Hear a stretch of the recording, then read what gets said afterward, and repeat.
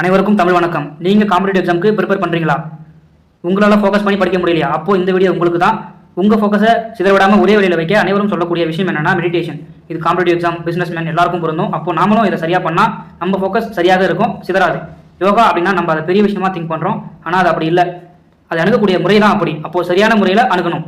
யோகா பண்ணால் எல்லாரும் பொதுவாக சொல்லக்கூடிய விஷயம் நிமிர்ந்து உட்கார வேண்டும், மூச்சை கவனிக்கணும், உங்கள் பார்வையை நெத்தி பொட்டுக்கு கொண்டு வரணும் அப்படின்னு பொதுவாக சொல்லுவாங்க. இது சரிதான். ஆனால் பிகினிங்லேயே பண்ண முடியுமான்னு கேட்டால் முடியாதுன்னு இல்லை, கஷ்டம். அப்போது நான் சொல்ல போகிற டெக்னிக்கை நீங்கள் பயன்படுத்துனீங்க அப்படின்னா ரொம்ப ஈஸியாகவே பண்ணலாம். சாதாரணமாக காலையில் எழுந்திரிச்ச உடனே சாதாரணமாக உட்காந்து 500லிருந்து 0 வரை ரிவர்ஸில் எண்ணுங்க. கிட்டத்தட்ட இதுக்கு கால அளவு 5லிருந்து 15 நிமிடங்கள் ஆகும். யோகாவோட நோக்கமே ஒரே விஷயத்தில் ஃபோக்கஸ் வைக்கணும். அதுக்கான மெத்தட் தான் இது. இதை நீங்கள் தொடர்ச்சியாக 2லிருந்து 3 வாரங்கள் பண்ணீங்க அப்படின்னா எல்லோரும் சொல்கிற மாதிரி மூச்சை கவனிக்க ஸ்டார்ட் பண்ணிடுவீங்க. உங்கள் ஃபோக்கஸ் சிதறாது.